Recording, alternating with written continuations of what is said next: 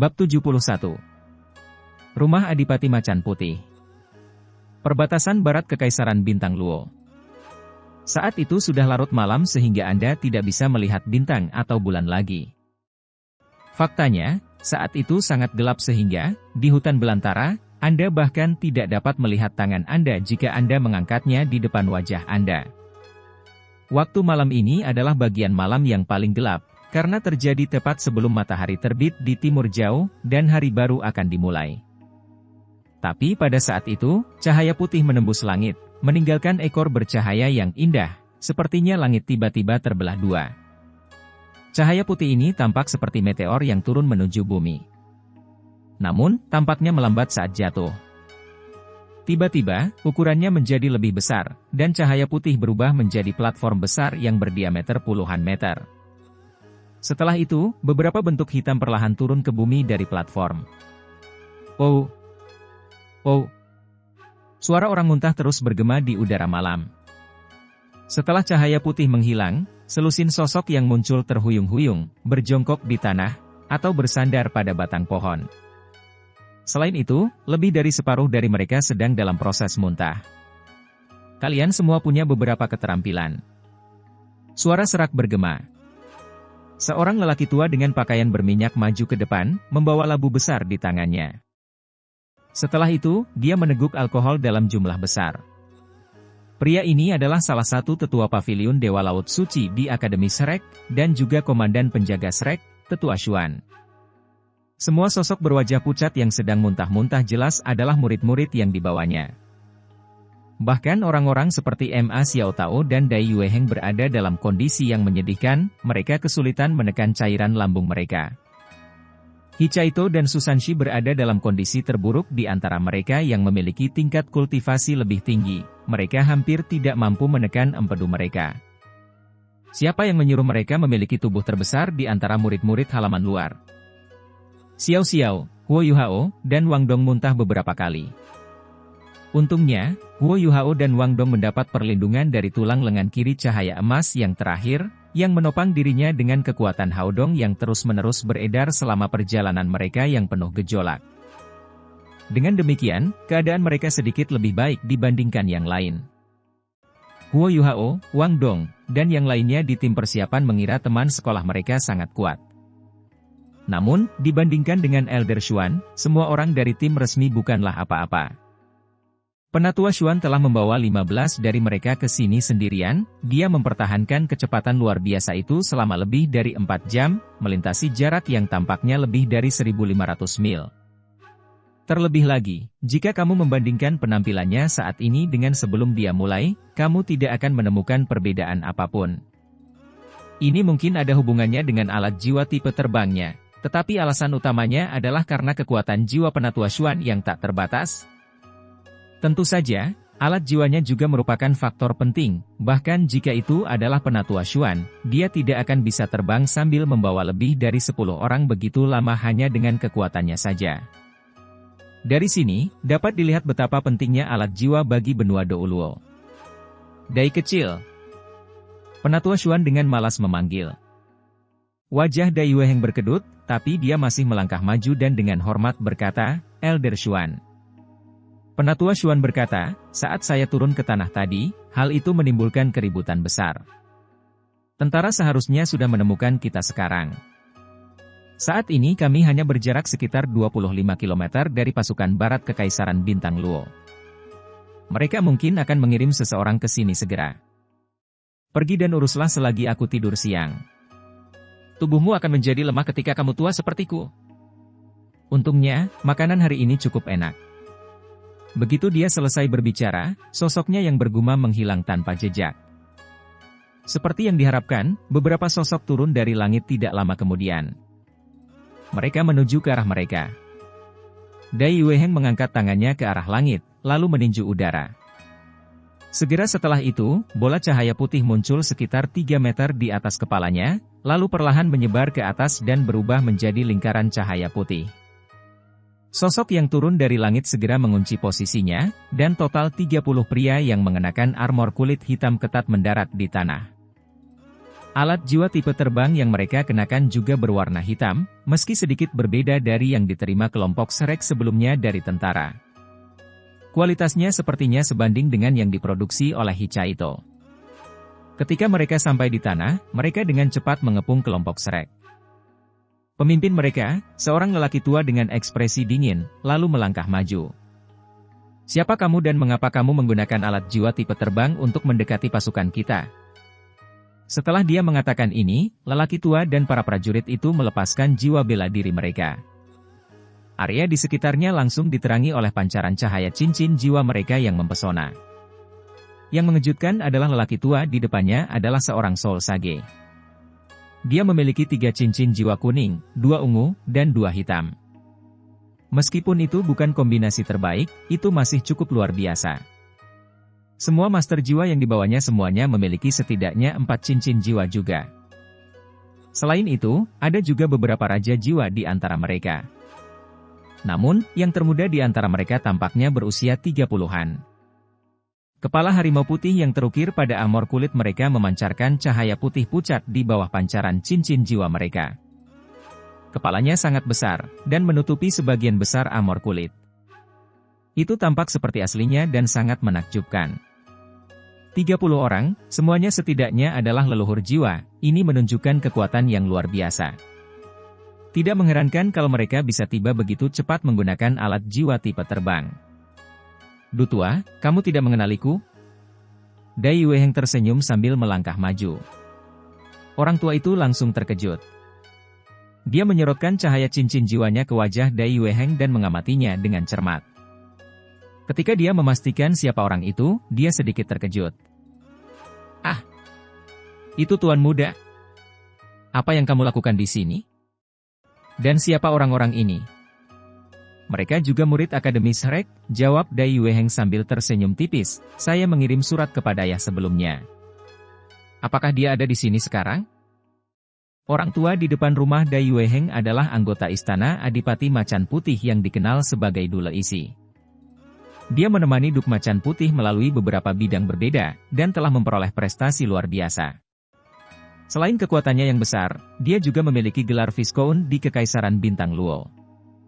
Alasan dia menyebut Dai Yueheng, tuan muda, daripada Adipati muda, adalah karena peraturan ketat keluarga Dai. Agar seseorang bisa mewarisi gelar Duk, mereka haruslah yang paling menonjol dari semua putra kerabat Duk. Oleh karena itu, meski ia sudah dewasa, Dai Yueheng masih perlu mengandalkan kemampuannya sendiri untuk mewarisi gelar tersebut. Ini juga sebabnya 2 putra keluarga Dai lainnya berusaha keras untuk menjadi lebih kuat, karena mereka adalah satu-satunya putra dari istri utama Duk. Adapun putra selir, hanya Huo Yuhao yang ada. Namun, pada titik ini, bahkan Duk Macan Putih sendiri pasti sudah melupakannya. Dule Isi mengangkat tangannya, setelah itu semua prajurit menarik jiwa bela diri mereka. "Jadi begitu. Komandan harus berada di kamp militer. Dia seharusnya sudah bangun untuk olahraga paginya. Aku akan membawamu dan temanmu menemuinya." Dai Yueheng tersenyum pahit. "Lihat saja kami, apa menurutmu kami bisa bepergian seperti ini? Mari kita istirahat sebentar, kita akan menemui ayah setelah kita pulih." Dule Isi berkata, "Baik. Saya akan mengirim seseorang untuk membuat laporan kepada Duk, lalu memanggil bawahan peringkat Raja Roh dan memberitahunya beberapa hal untuk disampaikan." Raja Jiwa melompat setelah Dule Isi selesai dan menggunakan alat jiwa tipe terbangnya untuk kembali ke kamp militer. Meskipun isi hatinya saat ini berantakan, ketika Huo Yuhao mendengar diskusi antara Dai Yueheng dan Dule Isi, suasana hati Huo Yuhao berubah drastis. Wajah pucatnya menjadi merah karena kegembiraan yang dia rasakan. Dia tidak pernah membayangkan bahwa dia bisa bertemu orang itu saat berpartisipasi dalam turnamen Akademi Master Jiwa Continental Elite. Apakah dia benar-benar bisa melihatnya? Separuh hidupnya berasal dari pria ini. Namun, sejak dia dilahirkan, dia belum pernah melihat ayahnya ini. Ingatan Huo Yuhao tentang dirinya terdiri dari satu gambar, itu adalah foto dirinya yang biasa digambar ibunya di tanah dengan dahan pohon. Ketika dia melakukannya, mata ibunya akan penuh kelembutan dan pengabdian. Huo Yuhao ingat ibunya berkata bahwa fakta bahwa dia bisa tinggal bersamanya dan melahirkan putranya adalah hal terbaik yang pernah terjadi dalam hidupnya. Dia tidak akan menyesali tindakannya, bahkan jika dia tidak bisa bertemu dengannya lagi. Apakah dia benar-benar orang yang hebat? Huo Yuhao mengepalkan tangannya begitu erat hingga kukunya meninggalkan bekas yang dalam di telapak tangannya. Apakah dia akan mengenalimu? Wang Dong dengan lembut berbisik ke telinga Huo Yuhao. Hanya dia yang mengetahui rahasia latar belakang Huo Yuhao. Karena itu, dia sedikit cemas saat ini, dia mengkhawatirkan Huo Yuhao. Huo Yuhao menggelengkan kepalanya dengan ringan. Bagaimana mungkin dia bisa mengenalinya jika dia tidak pernah melihatnya? Di dalam istana Duk, dia tidak lebih dari seorang tukang kecil yang bahkan lebih rendah dari pembantu rumah tangga. Terlebih lagi, penampilannya telah mengalami transformasi yang mengejutkan selama setahun terakhir. Wang Dong dapat melihat bahwa tubuh Huo Yuhao seperti kawat. Karena itu, dia mengingatkannya dengan suara rendah, menunggu 10 tahun untuk membalas dendam bukanlah waktu yang lama bagi orang bijak. Yuhao, cobalah sedikit tenang. Aku tahu. Huo Yuhao mengangguk. Dia tahu bahwa dia harus tetap tenang. Namun, melakukan hal itu lebih mudah diucapkan daripada dilakukan. Setelah 2 jam istirahat, mereka kurang lebih pulih dari dampak penerbangan mereka. Kulit mereka masih jelek, tetapi sebagian besar kekuatan jiwa dan kekuatan fisik mereka telah pulih. Saat ini, bahkan jika makanan lezat disajikan di hadapan mereka bahkan tidak akan bisa menyentuhnya. Dai Yueheng memberitahu semua orang tentang latar belakang Dule Isi dan para master jiwa lainnya. Mereka semua adalah prajurit yang dipilih secara pribadi oleh Adipati Macan Putih, pengawal Macan Putih. Mereka hanya mengikuti perintah Duk, dan juga tinggal di istana Duk. Dari mereka yang menjadi pengawal Macan Putih, setiap orang setidaknya adalah solo elder. Selain itu, keluarga seseorang harus sudah memegang posisi di dalam istana Duk setidaknya selama 3 generasi sebelum seseorang memenuhi syarat untuk menjadi salah satu pengawal Macan Putih. Oleh karena itu, selain sangat kuat, mereka juga sangat setia. Pengawal Macan Putih memiliki total 500 anggota dan merupakan kartu truf terbesar Duk Macan Putih. Mereka memiliki beberapa jenis alat jiwa yang berbeda, dan mereka selalu hadir di sisi Duk. Kemanapun dia pergi, mereka pergi. Tentu saja perlakuan yang mereka terima juga terbaik. Masing-masing dari mereka memiliki tempat tinggal masing-masing di dalam istana Duk. Dengan demikian, sudah jelas betapa pentingnya mereka bagi Duk. Ketika dia tinggal di dalam istana Duk, Huo Yuhao juga melihat pengawal Macan Putih beberapa kali. Tapi karena statusnya saat itu, mustahil baginya untuk mendekati mereka. Setelah mereka pulih, semua orang sekali lagi naik ke udara. Setelah disiksa oleh Penatua Xuan, mereka semua mulai menikmati perasaan terbang perlahan. Paling tidak, warna kulit mereka sedikit membaik setelah melakukan hal tersebut.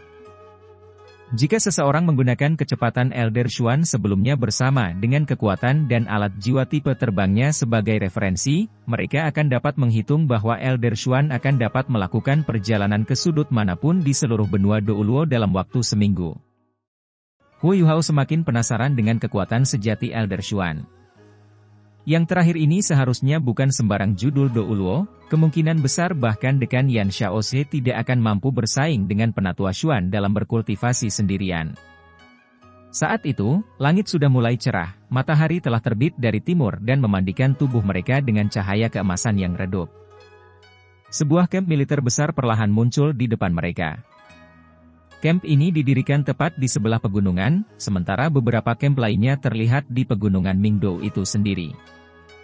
Kata kamp militer agak tidak akurat, dinding kapas yang bergelombang di sebelah barat kamp tingginya lebih dari 30 meter dan lebarnya hampir 50 meter. Seberapa besar proyek ini? Meski hari masih belum siang, gerbong militer yang tak terhitung banyaknya yang membawa balok-balok batu dari pegunungan masih bisa terlihat.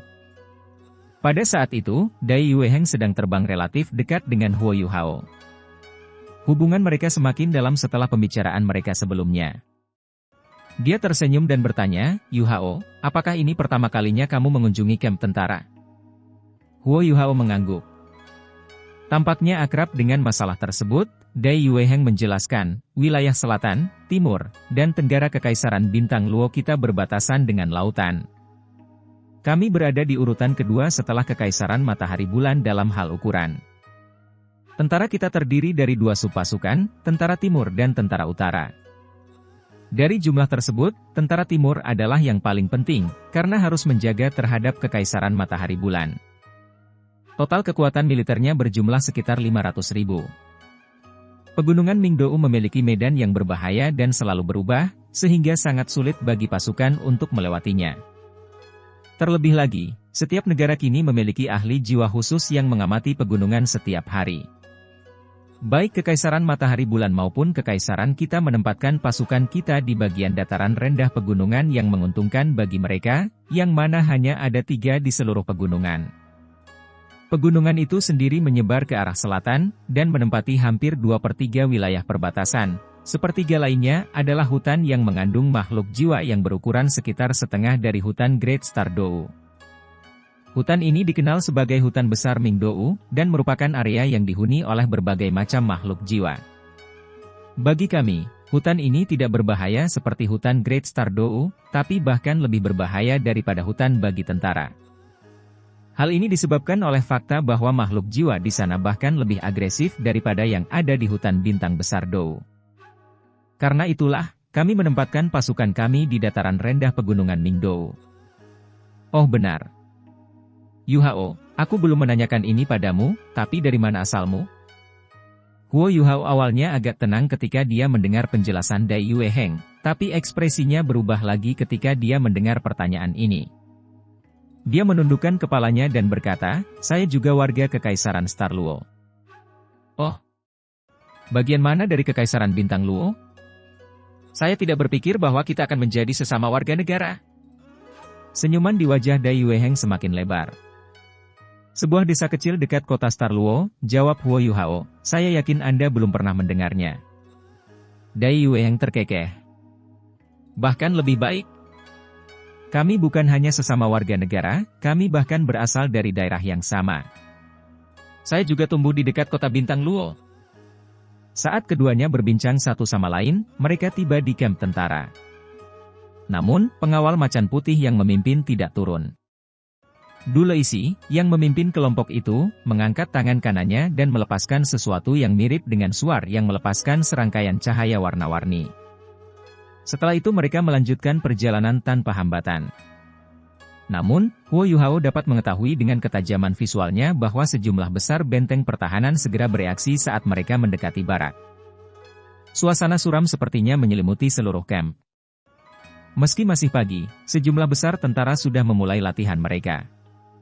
Tidak hanya mereka tertib, tetapi mereka juga mengeluarkan udara yang sangat mematikan, mereka tampak seperti sekawanan singa berdarah besi. Tentara Timur memiliki pasukan paling elit di Kekaisaran Bintang Luo, kata Dai Yueheng dengan bangga. 100.000 orang dari Legiun Pusat yang Anda lihat di depan kami adalah elit di antara elit. Meskipun Huo Yuhao belum pernah melihat ayah kandungnya sebelumnya, dia masih sadar akan cara kerja pangkat macan putih. Sebagai Panglima Kekaisaran, Adipati Macan Putih memimpin Tentara Timur. Pada saat yang sama, ia juga merupakan Komandan Legiun-Legiun Pusat Angkatan Darat Timur. Besarnya kepercayaan yang dimiliki keluarga kerajaan Kekaisaran Bintang Luo terhadap dirinya dapat dilihat dari sini. Seharusnya, 100.000 orang di Legiun Pusat sudah cukup untuk menyaingi kekuatan tempur gabungan semua prajurit lain di Kekaisaran Bintang Luo. Meskipun ini agak berlebihan, kekuatan Legiun Pusat dapat terlihat jelas hanya dengan sekali pandang. Mereka terbang melewati barak demi barak. Setelah mereka terbang hampir 15 menit lagi, sebuah tenda kulit besar muncul di pandangan mereka. Tenda kulit ini jauh lebih besar dibandingkan tenda tentara lainnya. Selain itu, bentuknya heksagonal, dan seluruhnya terbuat dari kulit berwarna coklat tua. Tidak banyak penjaga di sekitarnya. Hanya 2 regu pengawal macan putih, yang masing-masing berjumlah sekitar 30 orang, berpatroli di sekeliling. Tatapan Huo Yuhao dengan cepat tertuju pada satu orang yang berdiri di depan tenda besar. Meski angka mereka agak tidak jelas, dia masih bisa merasakan tekanan mengejutkan dari mereka. Itu adalah semacam tekanan tirani yang datang dari kombinasi kultivasi yang kuat dan aura pembantaian. Orang itu sepertinya sedang melatih tinjunya, meski dia belum melepaskan jiwa bela dirinya. Gerakannya sederhana dan ringkas, namun ledakan udara yang teredam akan muncul setiap kali dia menekan keluar. Dulaisi, yang terbang di depan, melambat, lalu turun bersama semua orang di belakangnya. Mereka mulai merasakan fluktuasi hebat di udara ketika mereka berada 100 atau meter di udara. Huo Yuhao memfokuskan pandangannya dan mampu melihat dengan jelas pria di depan mereka. Dia saat ini menghadap ke arah mereka, rambut emasnya berkibar bebas tertiup angin. Tubuh bagian atasnya telanjang, memperlihatkan otot-ototnya yang kasar dan berwarna tembaga. Sosoknya yang tinggi hampir 2 meter tingginya, dan orang bisa melihat betapa kokohnya wajah pahatannya dari samping. Gerakannya yang tampak lambat memiliki tempo yang sangat alami dan mengalir. Setiap langkah yang diambilnya dan setiap pukulan yang dilepaskannya diikuti oleh ledakan udara yang teredam. Gelombang kidan darah yang gagah berani yang dia keluarkan telah mencapai puncaknya, yang pada gilirannya menyebabkan Huo Yuhao merasakan darahnya bergolak saat dia terus menatap.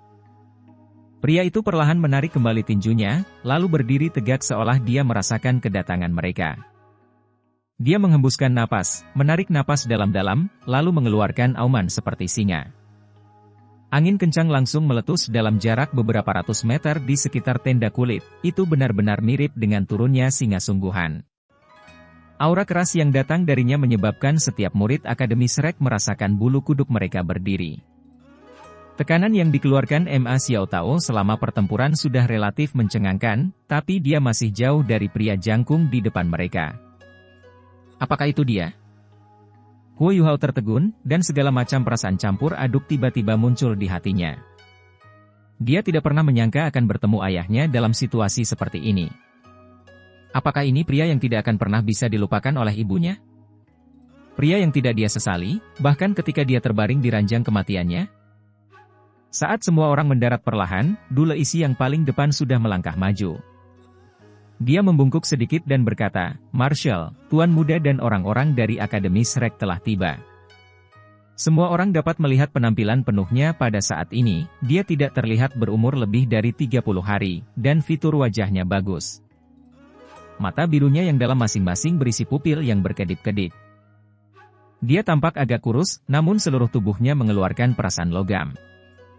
Hal ini terutama berlaku pada tatapannya, yang berkedip-kedip seperti pisau besar yang menyapu semua orang, yang menyebabkan mereka tanpa sadar berhenti bergerak.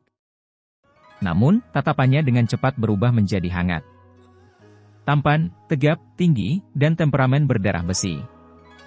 Ketika mereka melihatnya, bahkan Akademi Shrek pilihan surga pun merasa ingin melayaninya. Kemegahan luar biasa berulang kali melintas di mata Ma Xiao Tao, orang yang mirip baja seperti ini hanyalah tipenya. Dai Yueheng keluar dari barisan, lalu mengambil beberapa langkah cepat ke depan. Dia berlutut di depan pria jangkung itu, lalu berkata dengan hormat, "Ayah."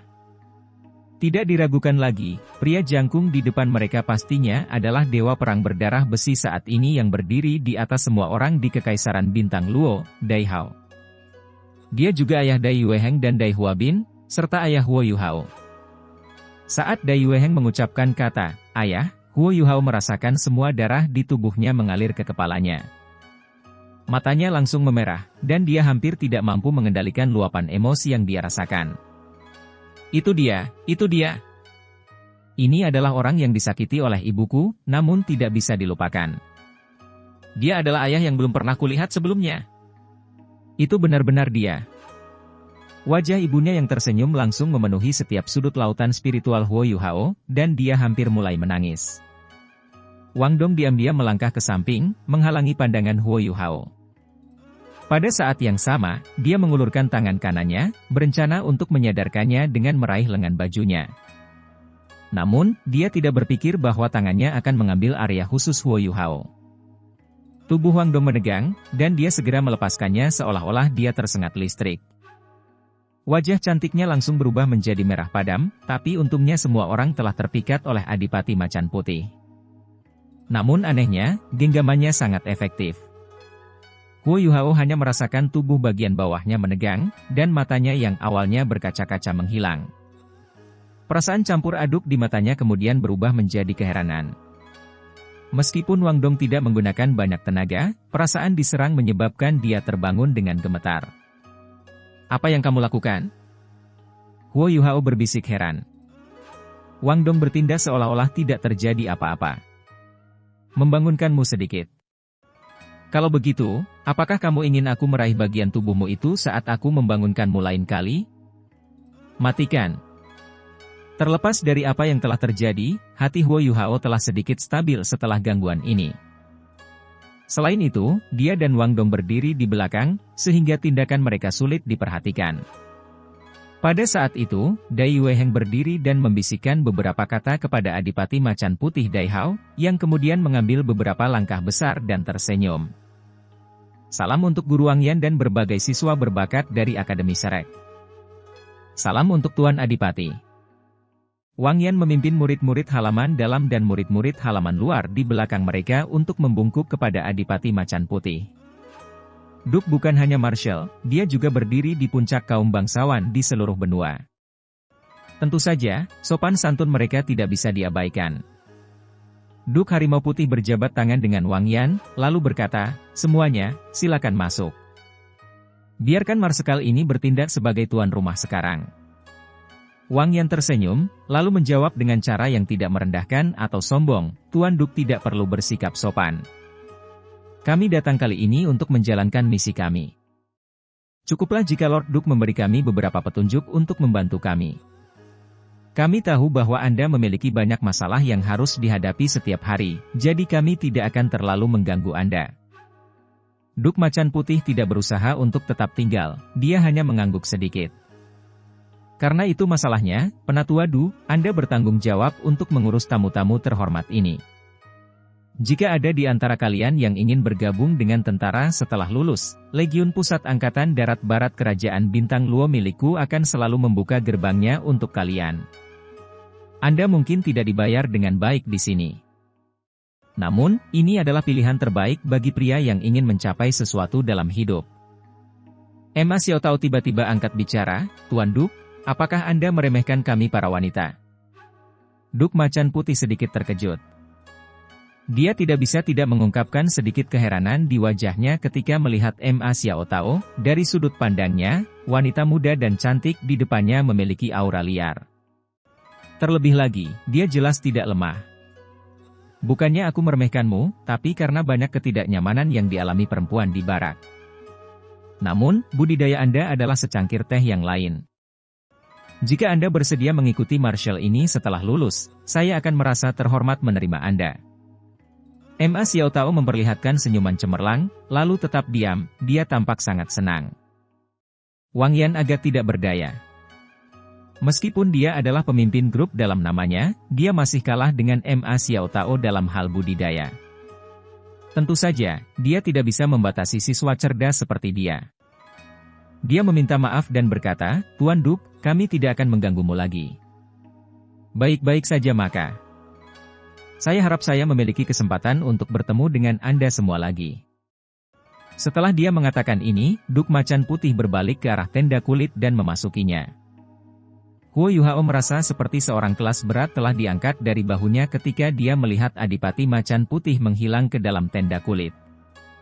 Dia belum pernah merasa segugup ini sebelumnya, bahkan saat bertarung melawan Wu Feng ketika dia jauh lebih lemah. Saat ini, dia merasa seperti akan pingsan. Du Leisi membawa mereka ke tenda lain, di mana dia mengizinkan mereka beristirahat setelah dia menyiapkan makanan untuk dibawakan kepada mereka. Setelah itu, dia mengumpulkan informasi yang mereka butuhkan. Sebelum pergi, dia menatap Huo Yuhao, Wang Dong, dan Xiao Xiao dengan tatapan agak ragu di matanya. Wang Yan berkata, "Kami akan beristirahat selama 6 jam setelah selesai makan, lalu menuju ke pegunungan Mingdou. Saya yakin bahwa kita akan mendapatkan informasi yang kita perlukan pada saat itu." Semua orang agak kelelahan setelah perjalanan kemarin. Tugas mereka saat ini adalah memastikan tubuh mereka dalam kondisi prima sebelum berangkat berperang di pegunungan. Su Sanxi mau tidak mau bertanya, "Guru Wang, Karena pengawal macan putih di bawah Duk Macan Putih begitu kuat, mengapa Duk tidak mengirim mereka begitu saja untuk melenyapkan para bandit?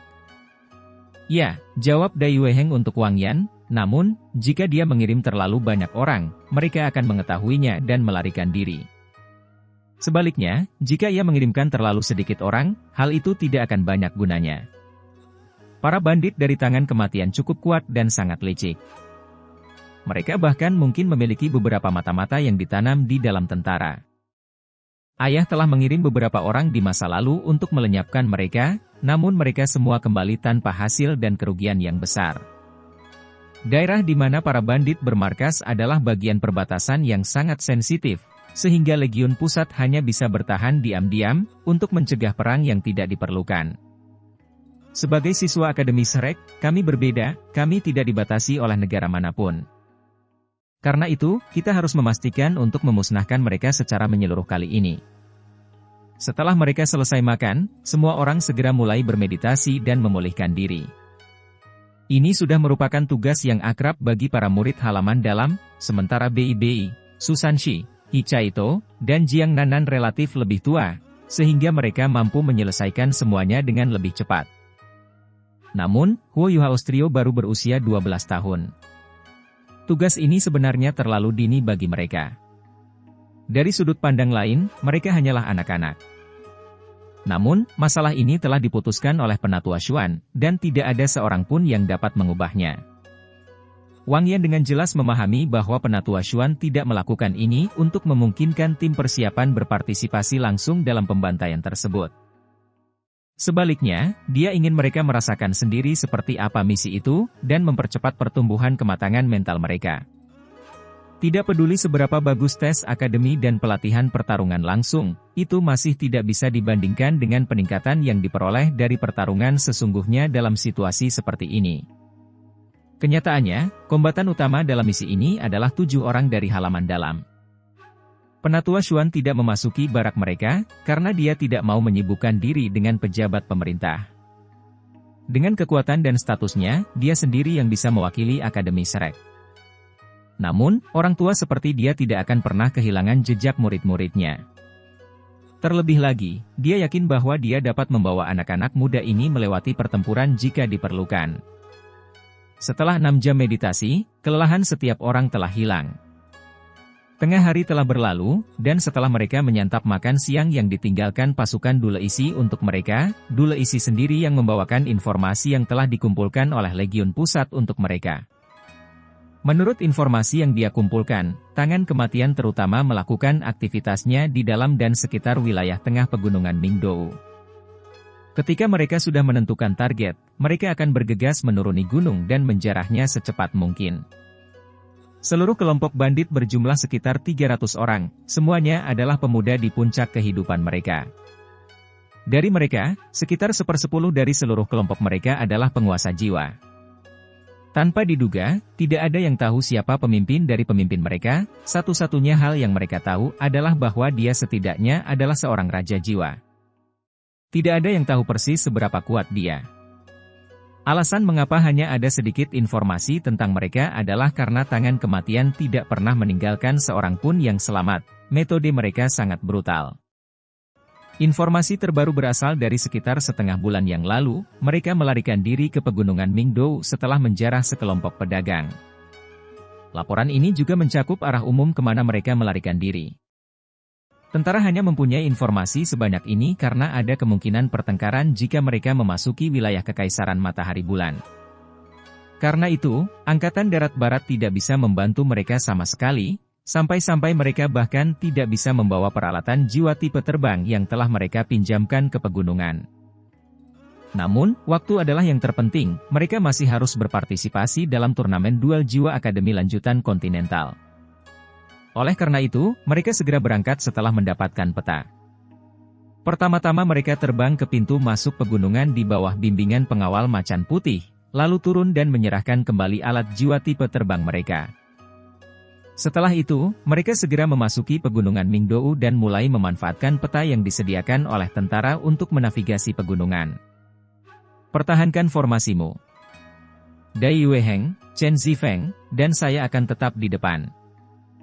Master jiwa tipe kontrol dan tipe tambahan akan tetap 10 meter di belakang kami. Huo Yuhao, kemarilah. Ikuti saya, dan pastikan deteksi spiritual Anda tetap aktif. BI, Susan Shi, kalian berdua tetap di sana. Ayo berangkat. Orang yang mengirimkan perintah mereka adalah pemimpin mereka, Ma Xiao Tao. Huo Yuhao merasa sangat tertekan ketika dia diambil alih olehnya. Karena itu, dia hanya bisa mengikuti perintahnya dan melepaskan berbagi deteksi spiritualnya. Keterampilan serbaguna miliknya sekali lagi sangat membantu. Di medan yang rumit seperti hutan pegunungan, gambar 3 dimensi yang diberikan oleh deteksi spiritualnya memberikan manfaat yang sangat besar. Meskipun Huo Yuhao hanya bisa memperpanjangnya 10 meter darinya, 10 meter ini masih cukup untuk memungkinkan semua orang menikmati manfaatnya. Dengan trio Ma Xiao Tao memimpin, mereka bergerak maju dengan kecepatan yang sangat cepat. Keefektifan pedang pengejaran jiwa Chen Zifeng sangat jelas, saat dia memegang pedangnya di depan mereka, semak duri di depan mereka terpotong dengan cepat. Dikombinasikan dengan kekuatan Dai Yueheng dan Ma Xiao Tao, mereka dengan mudah mampu memotong jalan mulus melalui dedaunan di depan mereka. Mereka sudah menembus jauh ke dalam pegunungan Mingdou pada saat langit mulai redup. Ketika Wang Yan melihat langit mulai redup, dia mengingatkan Ma Xiao Tao, mari kita semua beristirahat dan makan sesuatu. Ma Xiao Tao mengangguk. Semuanya, ayo istirahat di tempat kita sekarang. Jangan menyalakan api, agar kita tidak memperingatkan mereka secara tidak sengaja. Saya khawatir kami harus melanjutkan pencarian sepanjang malam. Para siswa duduk melingkar untuk beristirahat, tetapi Guru Wang Yan pergi tanpa suara. Ma Xiao Tao tidak memperhatikan fakta bahwa dia telah pergi. Sebaliknya, dia berbalik ke arah Dai Yueheng, yang berada di sebelahnya, dan berkata, Dai Yueheng, ayahmu agak tampan. Saat ayahku masih muda, dia adalah bangsawan nomor 1 di Kekaisaran Bintang Luo kita, jawab Dai Yueheng dengan acuh tak acuh, itu bukan karena penampilannya, tapi karena kemampuannya. Dia tidak masuk Akademi Shrek untuk belajar, melainkan mengikuti ayahnya ke medan perang pada usia 13 tahun. Dia memulai sebagai seorang prajurit biasa, kemudian mampu mengumpulkan cukup banyak prestasi untuk dipromosikan menjadi pemimpin skuadron, lalu menjadi pemimpin tim, lalu menjadi pemimpin tim tengah, lalu menjadi pemimpin tim besar, lalu menjadi komandan batalion, lalu menjadi komandan resimen. Semuanya sampai dia berhasil menjadi komandan legiun pada usia 23 tahun. Pada saat itu, tidak ada yang tahu dari mana asalnya. Setelah pertempuran besar, ayah saya mencapai prestasi luar biasa, dan dipanggil ke ibu kota kekaisaran untuk memegang jabatan. Ketika dia menerima hadiah dari Yang Mulia mengenalinya karena kemiripan penampilannya dengan kakek saya. Sangat gembira, Yang Mulia mempercayakan Legiun Pusat Angkatan Darat Barat kepadanya. Lebih jauh lagi, dia bahkan menyatakan bahwa, dengan Dai Hao, kekaisaran tidak akan khawatir selama 100 tahun, di depan semua menteri. Mata Ma Xiao Tao berbinar. Jika kamu berkata seperti itu, apakah ayahmu masih seorang pahlawan? Dai Yueheng mengungkapkan sedikit rasa bangga di matanya. Kakekku berkata bahwa bakat ayah sebanding dengan nenek moyang kita, pemimpin 7 monster Shrek generasi pertama. Ayah sekarang berumur 43 tahun, dan dia sudah memimpin pasukan selama 20 tahun. Bagaimana mungkin jumlah pertempuran yang dia ikuti dibatasi hanya 1000? Anda tahu betapa kuatnya Kekaisaran Matahari Bulan, tetapi perbatasan barat Kekaisaran Bintang Luo saya selalu kebal terhadap serangan. Itu semua karena kehadiran ayahku. Jika kita mengatakan bahwa hanya satu orang yang bisa disebut pahlawan di Kekaisaran Bintang Luoku, maka gelar itu pasti pantas diberikan kepada ayahku. Mata Ma Xiao Tao segera menjadi lebih cerah. Lalu berapa banyak istri yang dimiliki ayahmu? Dai Yueheng tertegun, dan tatapannya langsung berubah menjadi agak aneh. Hanya ibuku. Di generasi kami, hanya ada kakakku Huabin dan aku. Ayah saya sangat disiplin dalam bidang wanita. Dia selalu mengatakan, jika seorang pria tidak bisa mengendalikan nafsunya terhadap wanita, dia tidak akan memiliki prestasi besar. Kenapa kamu bertanya? Ma Xiao Tao menatapnya, tidak bisakah aku mengaguminya? Pria seperti ayahmu pasti pria sejati. Anda harus belajar darinya. Sebuah cahaya melintas di mata Dai Yueheng. Setelah kita menyelesaikan tugas ini, saya akan menyelesaikan 30 misi penjaga. Setelah aku lulus dari akademi, aku akan masuk militer. Namun, saya tidak akan tinggal di Angkatan Darat Barat, saya akan menuju ke utara, meskipun perang di sana lebih sedikit.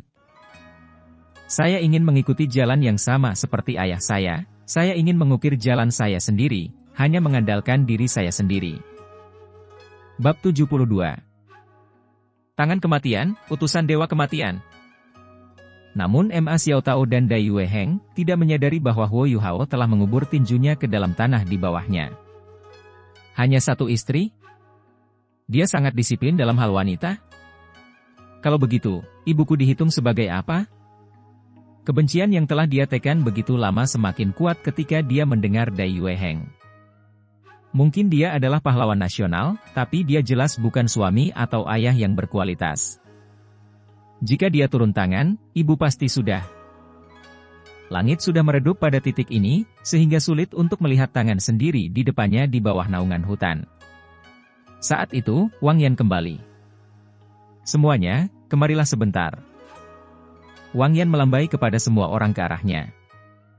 Para siswa dari halaman luar segera bergerak ke arahnya, sementara 7 siswa dari halaman dalam agak tidak sabar. Dalam hal kultivasi saja, Wang Yan hanyalah raja jiwa, yang berarti dia setara dengan mereka. Terlebih lagi, dia hanyalah seorang guru dari halaman luar, sebagai siswa dari halaman dalam, mereka hanya mengenali kekuatan. Karena itu, mereka tidak terlalu menghormati guru seperti Wang Yan, yang tidak lebih kuat dari mereka. Namun, seorang guru tetaplah seorang guru, sehingga mereka tetap memutuskan untuk memberinya wajah. Saya baru saja selesai menjelajahi area di sekitar kita, kata Wang Yan dengan suara rendah, dikombinasikan dengan pengamatan yang kami lakukan selama perjalanan ke sini, saya telah membuat beberapa penemuan. Saya menemukan beberapa pohon kabut hangat di dekat kami. Bagi Anda yang belum mengetahuinya, pohon kabut hangat merupakan jenis pohon yang relatif langka yang bagian intinya dapat digunakan untuk membuat obat. Batangnya yang sekeras baja membuatnya sangat cocok digunakan pada berbagai jenis furnitur. Selama pertumbuhannya, kebutuhan oksigennya cukup ketat, hanya daerah yang memiliki tingkat vegetasi tinggi yang cocok untuk mereka. Sebuah buku lama yang pernah saya baca menyatakan bahwa pohon kabut hangat hanya tumbuh di area yang kedalamannya setidaknya 50 mil di dalam hutan. Lebih lanjut, dinyatakan bahwa pohon-pohon ini menyukai dinginnya yin, sehingga intinya dapat membantu master jiwa dengan jiwa bela diri yang dikaitkan dengan yin. Ma Xiaotao mengerutkan alisnya. Guruang, apa yang ingin kamu katakan?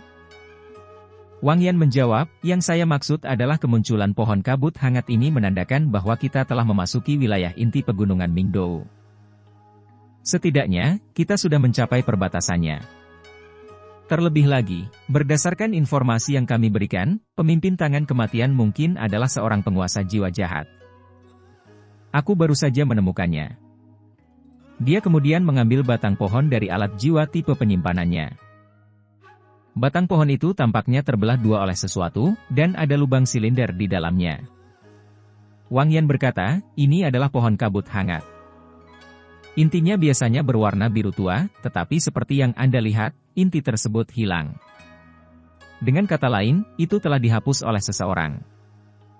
Mengingat siapa target kita kali ini, kita dapat membuat dugaan yang berani bahwa hal ini dilakukan oleh pemimpin bandit atau oleh salah satu bawahannya, kemudian dimakan oleh pemimpinnya. Jika ini benar-benar masalahnya, maka kemungkinan musuh kita adalah penguasa jiwa jahat sangatlah tinggi. Pada saat yang sama, itu juga berarti bahwa kita tidak jauh dari musuh-musuh kita. Saya setuju dengan poin pertama, kata Ma Xiaotao, namun, dasar apa yang Anda andalkan untuk mengatakan bahwa kita tidak jauh dari musuh kita? Bukankah pohon kabut hangat ini tumbuh di daerah lain? Wang Yan sebenarnya mampu menyimpulkan begitu banyak informasi hanya dengan petunjuk kecil seperti ini, yang lain tidak bisa tidak mengaguminya karena ini. Karena itu, Ma Xiaotao juga berbicara dengan sopan sebagaimana layaknya seorang siswa. Wang Yan tersenyum percaya diri. Saya sebutkan bahwa pohon kabut hangat adalah jenis pohon yang relatif langka, bukan? Karena jarang, jelas tidak terlalu sering muncul. Saya hanya menyebutkan lingkungan yang dibutuhkan untuk tumbuh, namun kenyataannya, jumlah tempat tumbuhnya masih sangat sedikit.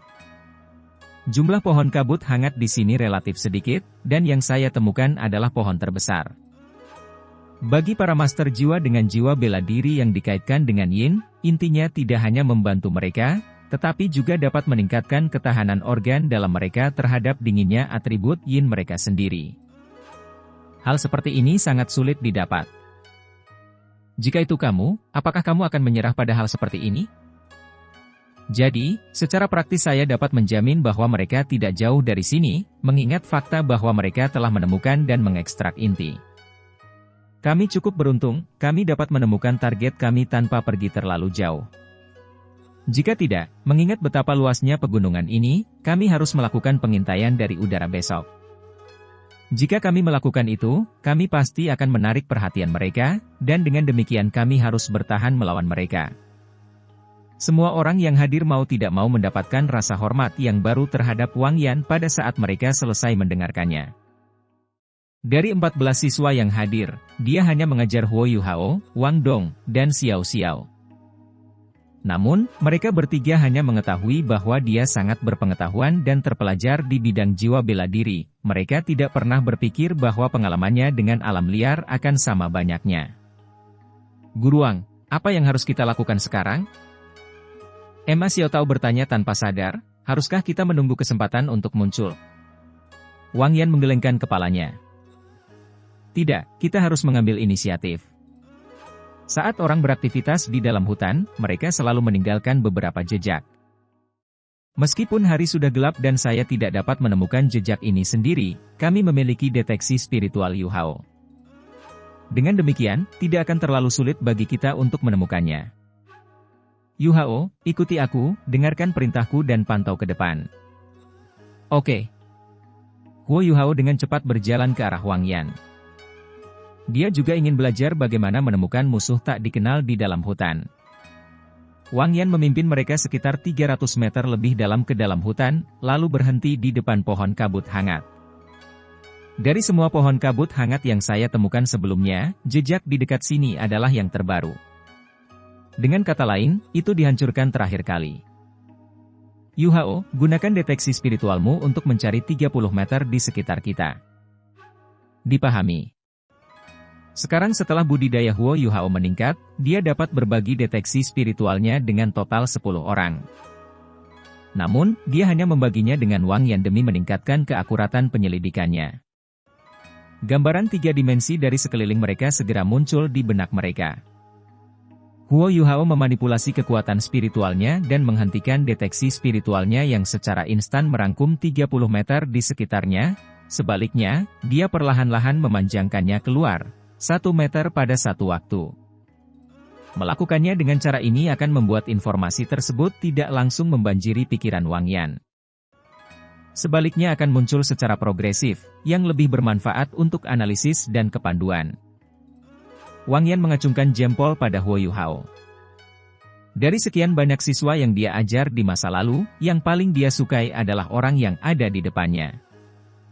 Huo Yu Hao mungkin bukan siswa terpintar yang pernah dia ajar, tapi dia jelas merupakan orang yang paling dewasa, mantap, dan pekerja keras di antara teman-temannya. Selain itu, dia juga murid paling berbakat yang pernah dia ajar. Berhenti. Wang Yan berbisik, setelah itu radius deteksi Huo Yu Hao segera terhenti. Wang Yan memberi isyarat agar dia tetap di tempatnya, lalu perlahan bergerak ke kanan dan berjongkok di semak-semak. Dia dengan hati-hati mengamatinya untuk sementara waktu, dan setelah memverifikasi apa yang dia lihat dengan deteksi spiritual Huo Yu Hao, dia melambai kepada yang lain dan perlahan-lahan bergerak ke arah semak-semak.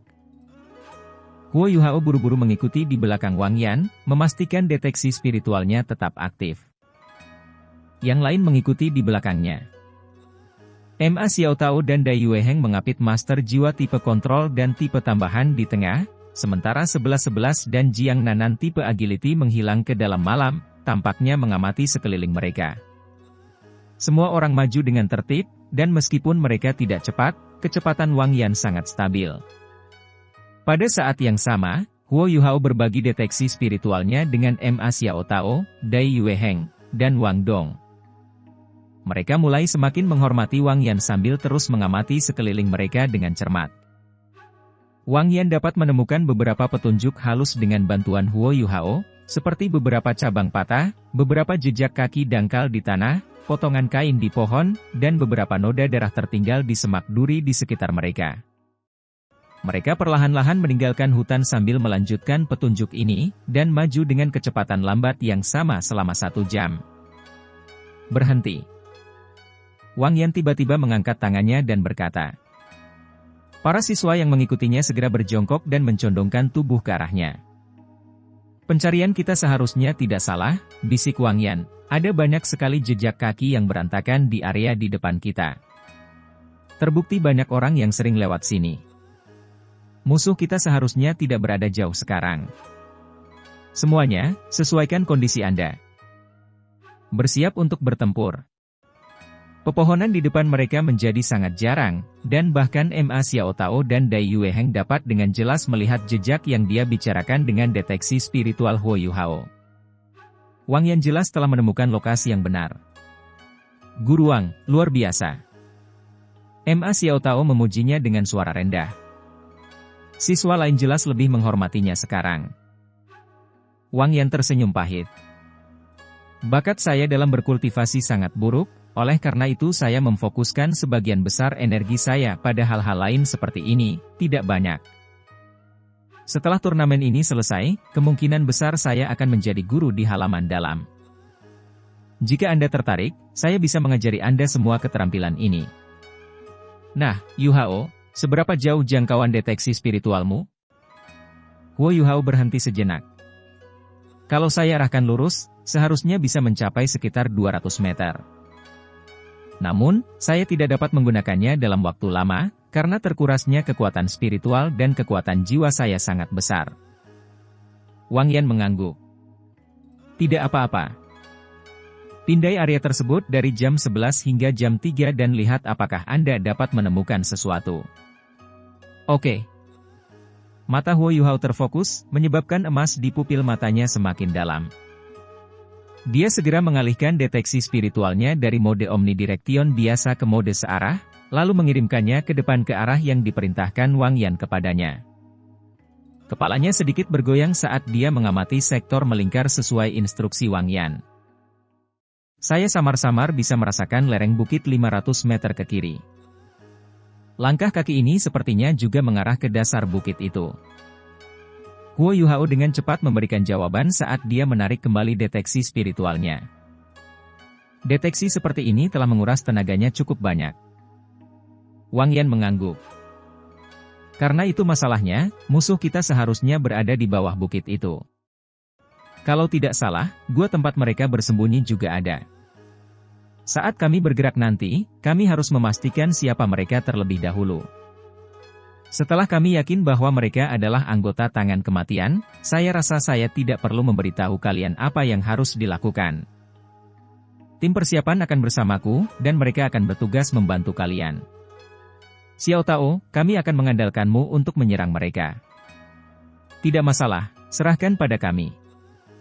Nyala api yang ganas sepertinya telah menyala di mata merah muda Ma Xiao Tao. Sekarang setelah mereka menemukan targetnya, satu-satunya yang bisa mereka lakukan hanyalah bergerak. Wang Yan berkata, semuanya, ganti pakaianmu.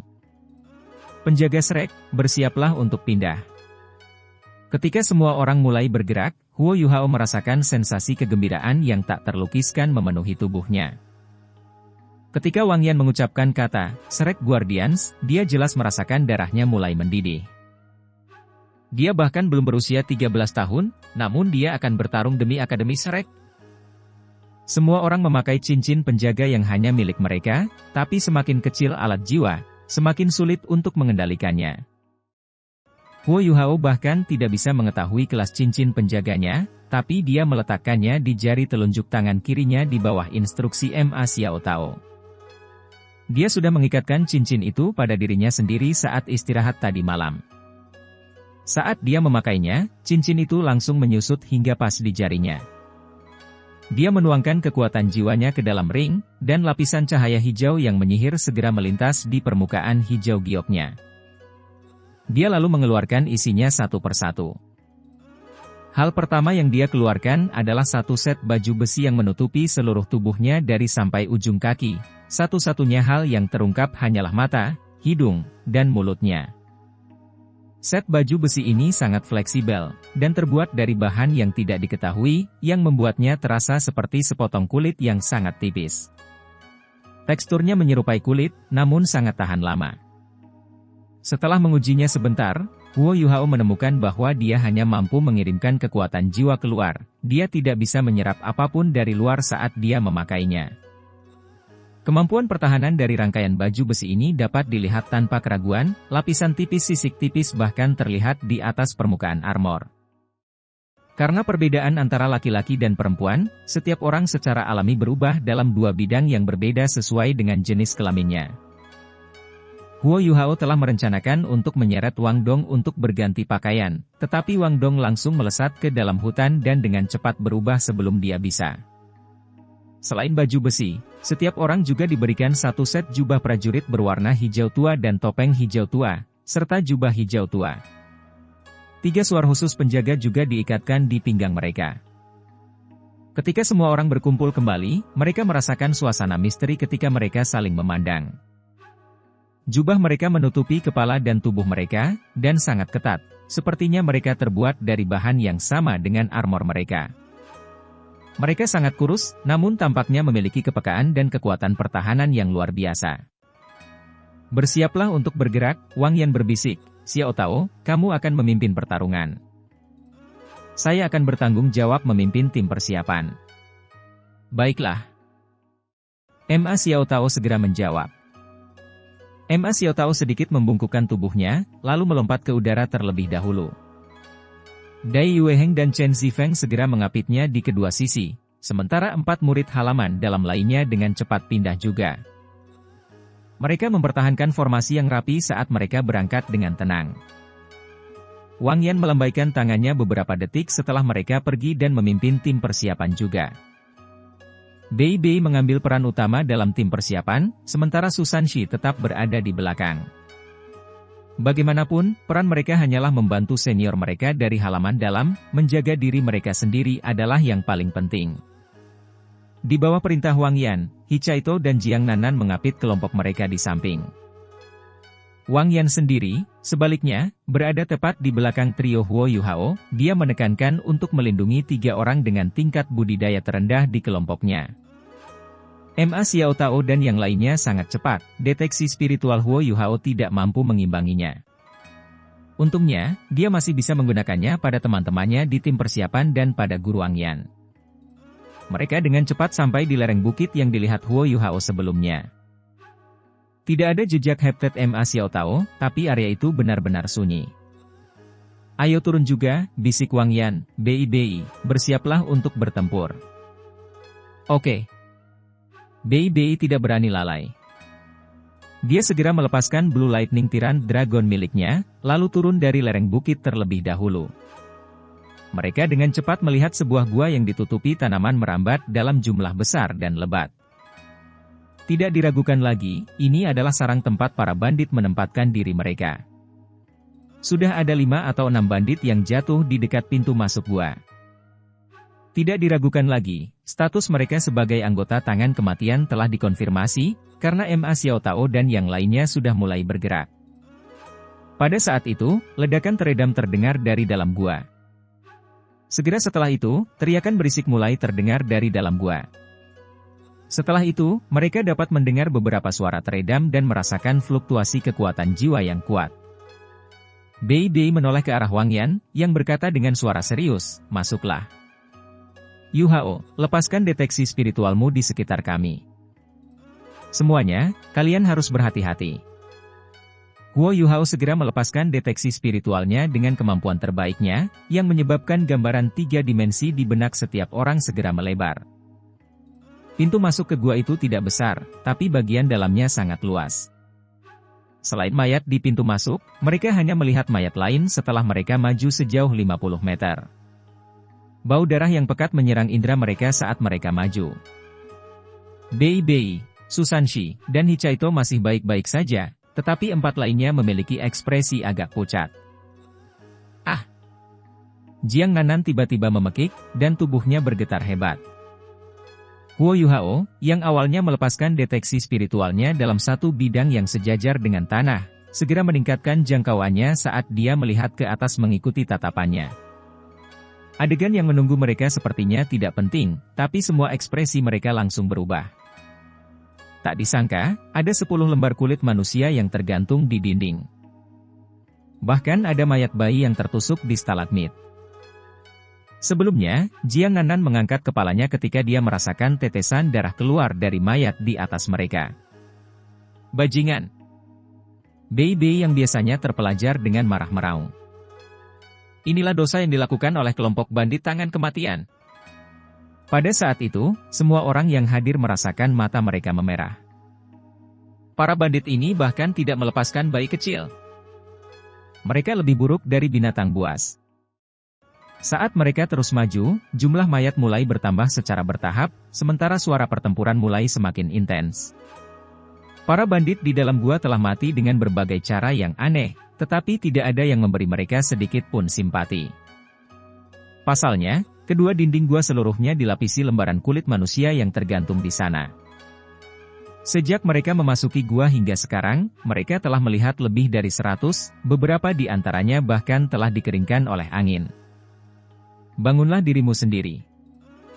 Mereka semua adalah orang-orang jahat, membunuh salah satu dari mereka sama dengan menyelamatkan banyak orang.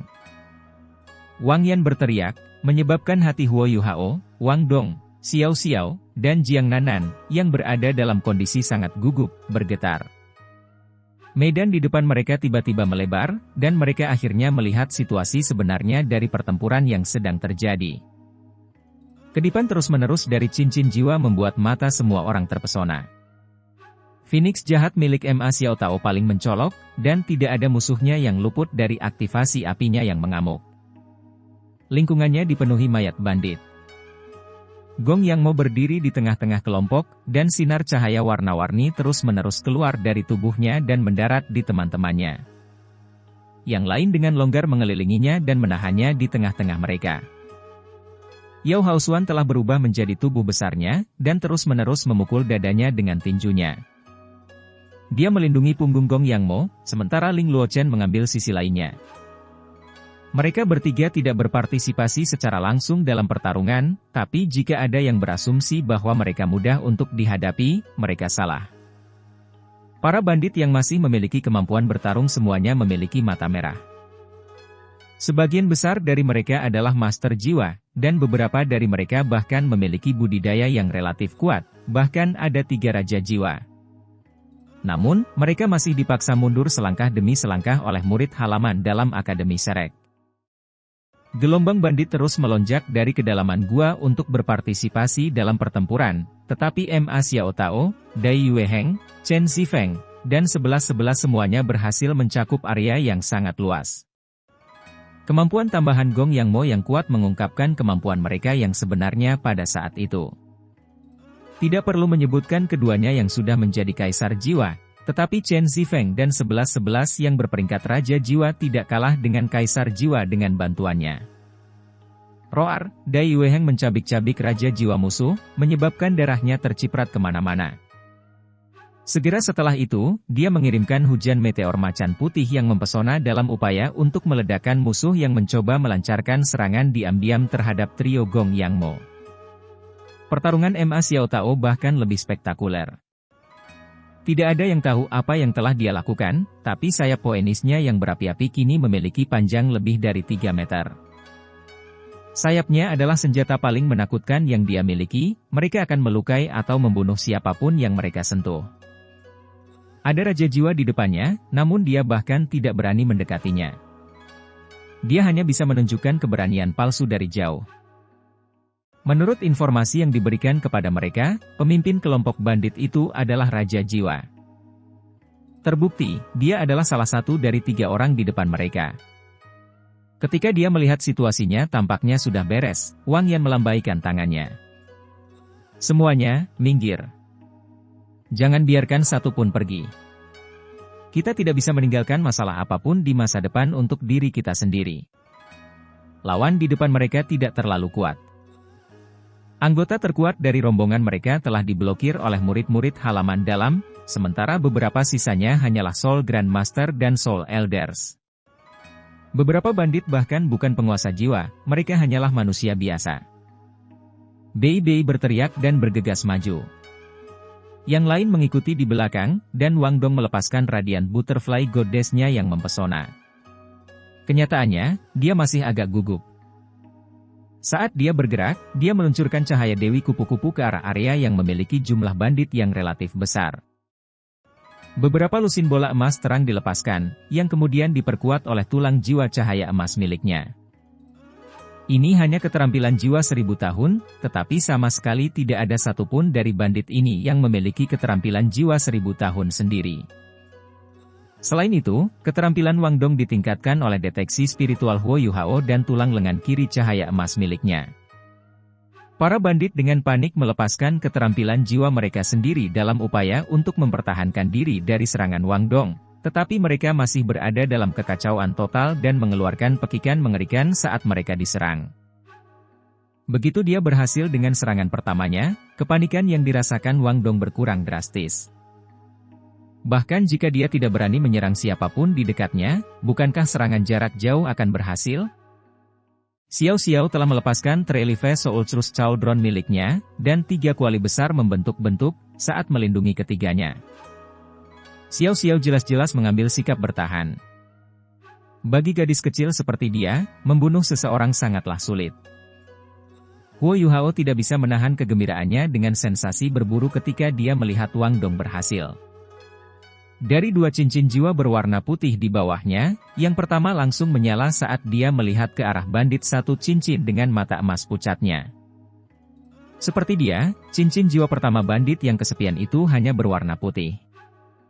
Sinar keemasan segera bersinar dari mata Huo Yuhao saat kekuatan gabungan dari keterampilan jiwa mata iblis ungu dan kejutan spiritualnya meledak. Tubuh bandit yang ditargetkan Huo Yuhao bergetar hebat. Namun, pemandangan berikutnya benar-benar mengejutkannya, kepala bandit itu meledak seperti semangka. Darah merah cerah, cairan otak putih, dan benda berwarna aneh lainnya terbang ke segala arah, yang langsung membuat takut para bandit di sekitarnya dan membuat mereka bubar. Mereka belum memahami bagaimana rekan mereka meninggal. Huo Yuhao tercengang.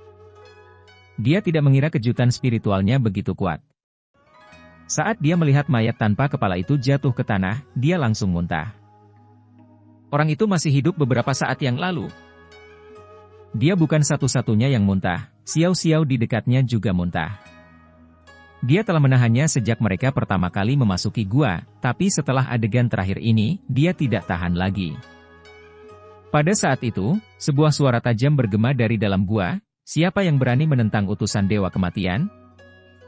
Kalian semua akan mati dan menjadi mayat di bawah kendaliku. Para bandit tidak merasa lega ketika mendengar suaranya. Sebaliknya, mereka semua mulai gemetar dan segera mundur. Hati-hati! Huo Yuhao meraung begitu dia selesai muntah. Berkat deteksi spiritualnya, dia menemukan bahwa mayat-mayat di tanah mulai membengkak dengan kecepatan yang mencengangkan, warnanya juga menjadi agak merah. Bum, bum, bum, ledakan dahsyat mulai bergema di seluruh gua. Daging dan darah tersebar di seluruh gua setelah setiap ledakan. Ketujuh anggota tim persiapan baru saja tiba, dan karena semuanya berada dalam jangkauan deteksi spiritual Huo Yuhao, mereka dapat bereaksi dengan cepat. Mereka semua berlari menuju area gua yang bebas mayat secepat mungkin untuk menghindari ledakan. Namun, ketujuh murid halaman dalam, yang kebetulan berada di tengah-tengah medan perang yang dipenuhi mayat, tidak seberuntung itu. Mereka mendapati diri mereka berada di tengah ledakan. Untungnya, mereka dapat dengan cepat membangun beberapa pertahanan sejak mereka mendengar peringatan Huo Yuhao. Namun, kekuatan yang dihasilkan oleh mayat yang meledak itu terlalu besar. Tulang, otot, bahkan pembuluh darah sempat menjadi senjata akibat ledakan tersebut. Semakin kuat mayat tersebut ketika masih hidup, semakin kuat ledakan yang ditimbulkannya. Mayat Raja Jiwa yang dibunuh Dai Weiheng menyebabkan ledakan yang sangat mengguncang bumi ketika diledakkan. Ledakan ini berlanjut sekitar 10 detik sebelum berhenti. Para penjaga Shrek tidak menyangka bahwa mereka akan menghadapi situasi seperti ini. Bagaimana mereka bisa mengharapkan sekelompok bandit yang dipimpin oleh Raja Jiwa memiliki keterampilan yang begitu kuat? Terlebih lagi, kekuatan dari kemampuan ini sangat tinggi. Kekuatannya jauh melampaui imajinasi mereka, dan merupakan alasan utama mengapa mereka menerima pukulan besar. Lelaki tua berambut acak-acakan yang sedang duduk di luar gua sambil meminum alkohol itu terkejut saat mendengar suara ledakan. Dia segera berubah menjadi seberkas cahaya saat dia menembak ke dalam gua. Elder Xuan telah mengikuti kelompok mereka sejak awal. Dia telah memeriksa aura orang-orang di dalam gua segera setelah dia tiba dan memastikan bahwa yang terkuat hanyalah Raja Jiwa. Meskipun ada lebih dari satu Raja Jiwa yang hadir, dia tidak terlalu memikirkannya. Para bandit ini sepertinya tidak memiliki peluang melawan murid elit Akademi Serek. Selanjutnya, seseorang yang berpengalaman seperti Wang Yan bertanggung jawab atas misi tersebut. Karena itu, dia memutuskan untuk tetap berada di luar dan minum alkohol. Lagi pula, tidak ada seorang pun yang menyukai bau busuk darah. Bahkan dia tidak menyangka situasi mereka akan berubah secara tiba-tiba. Kekuatan ledakan tadi telah melebihi kekuatan Raja Jiwa atau Kaisar Jiwa. Gaga, gagaga. Apakah kalian semua menyukai mayat yang meledak dari utusan ini? Biarpun kalian semua lebih kuat, kalian tetap akan mati ketika dihadapkan pada ledakan mayatku yang berturut-turut. Terlebih lagi, bahkan jika kamu selamat dari ledakan tersebut, kamu akan mati karena racunnya. Seluruh gua sekarang dipenuhi dengan bau darah yang kental. Apalagi semua orang merasa basah karena lapisan darah tebal yang menutupi tubuh mereka. Mayat setiap bandit yang sebelumnya mati telah diledakkan. Ledakan itu tidak membedakan antara kawan dan lawan. Karena itu, mereka tidak hanya menyerang siswa Akademi Serek, bahkan para bandit yang masih hidup pun terkena ledakan tersebut. Meski begitu, para bandit sudah bersiap. Beberapa dari mereka mampu dengan cepat bersembunyi di dalam lubang di tanah untuk menghindari ledakan. Namun, hal yang paling menakutkan sebenarnya adalah cairan di samping ledakan, ia memiliki sifat korosif yang sama kuatnya dengan asam kuat. Suara cici dari benda-benda yang terkorosi bergema di seluruh gua. Selain mayat-mayat itu meledak, guru jiwa yang tersembunyi bahkan membuat mereka melepaskan racun yang mematikan. Itu adalah taktik yang sangat keji dan kejam. Setiap orang telah melakukan yang terbaik untuk melindungi diri mereka sendiri saat mereka mendengar peringatan Huo Yu Hao. Namun, mengingat fakta bahwa mereka semua memiliki jiwa bela diri yang berbeda, kemampuan pertahanan mereka berbeda satu sama lain. Ma Xiao Tao dan Dai Yueheng terlempar karena ledakan, dan mereka berdua memuntahkan darah. Meskipun mereka terluka, keterampilan jiwa mereka melindungi mereka dari kontaminasi darah beracun. Ma Xiao Tao mendarat di tempat yang tidak terlalu jauh dari posisi Huo Yu Hao. Seluruh tubuh Ling Luochen dilindungi oleh lapisan es, tapi dia tetap dikirim terbang. Namun, mengingat dia berada di belakang, dan dia berhasil meningkatkan pertahanannya tepat waktu, kondisinya tidak berakhir buruk. Dia memuntahkan darah seperti yang dialami Ma Xiao Tao dan Dai Yueheng, tetapi dia tidak menerima luka luar apapun. Di sisi lain, Chen Zifeng tidak seberuntung mereka. Dia juga seorang master jiwa pertarungan sistem penyerangan, dan mengingat jumlah cincin jiwa yang dimilikinya, dia melampaui Ma Xiao Tao dan Dai Yueheng dalam kekuatan ofensif murni. Namun, bagaimana dia bisa melindungi seluruh tubuhnya hanya dengan pedang pengejar jiwa? Dia hanya bisa mengandalkan kekuatan jiwa dan baju pelindungnya untuk menahan ledakan. Setelah ledakan selesai, dia berbaring telentang. Kaki kanannya telah hilang, dan dia mulai berteriak dengan menyedihkan karena korosi dari racun mematikan dan kehilangan anggota tubuhnya. Namun, dia bukan satu-satunya yang terluka parah. Gong Yang Mo tidak lebih kuat darinya, bahkan jika dia adalah master jiwa tipe pembantu terhebat, dia pastinya tidak terspesialisasi dalam pertahanan. Terlebih lagi, mayat-mayat itu meledak tanpa banyak peringatan sama sekali. Meskipun Ling Luochen mendapat bantuan, dada, perut, dan kakinya semuanya rusak parah. Asap masih mengepul dari luka-lukanya, dan dia kehilangan kesadaran. Yao Haosuan mengalami nasib tragis. Karena bangunannya paling besar, dia harus menghadapi dampak ledakan yang paling besar. Separuh tubuhnya hilang begitu saja, dia jelas tidak mampu bertahan dari ledakan tersebut. 11-11 merasa sedikit lebih baik. guntur dan kilatnya telah melindungi tubuhnya, sementara berkat kecepatannya yang cepat, hanya punggungnya yang terkena serangan. Namun, dia masih menderita luka parah dan terbaring kesakitan. Terlepas dari intensitas luka yang mereka alami, ketujuh murid halaman dalam semuanya menderita luka berat, bahkan salah satu dari mereka meninggal. Meskipun awalnya mereka memiliki keuntungan, mereka sekarang berada dalam kondisi yang sangat menyedihkan. Semua ini terjadi terlalu cepat, murid-murid halaman luar tidak mengalami kerusakan apapun karena mereka berada di pinggiran, tetapi mereka masih terguncang oleh hasilnya. Bajingan! Suara serak tiba-tiba bergema, menyebabkan seluruh gua bergetar. Cahaya putih yang kuat segera menutupi setiap sudut gua, setelah itu semua racun korosif yang mematikan menghilang. Wujud seorang lelaki tua jorok segera terlihat. Penatua Xuan mengangkat tangan kanannya, lalu membuat gerakan meraih ke arah kedalaman gua. Kekuatan menarik yang mengerikan muncul dari telapak tangannya, menyebabkan sesosok tubuh terbang dengan cepat ke arahnya dari dalam gua. Kata, kemarahan, tidak cukup untuk menggambarkan kondisi pikiran Elder Xuan saat ini. Murid-muridnya telah terluka sejauh ini, meski berada di bawah pengawasannya. Selain itu, orang-orang yang menerima kerugian adalah anggota 7 Monster Strike saat ini. Mereka seharusnya mewakili akademi di turnamen Akademi Master Jiwa Continental Elite dalam beberapa hari, namun sekarang, salah satu dari mereka telah meninggal, dan yang lainnya terluka parah. Bentuk yang ditarik ke arah Penatua Xuan diselimuti jubah hitam. Dia memiliki tubuh yang ramping, dan fitur wajahnya tersembunyi. Hanya pancaran 5 cincin jiwa, 3 diantaranya berwarna kuning dan 2 diantaranya ungu, yang terlihat. Orang ini sebenarnya hanyalah Raja Jiwa, namun dia telah menciptakan tragedi yang mengerikan.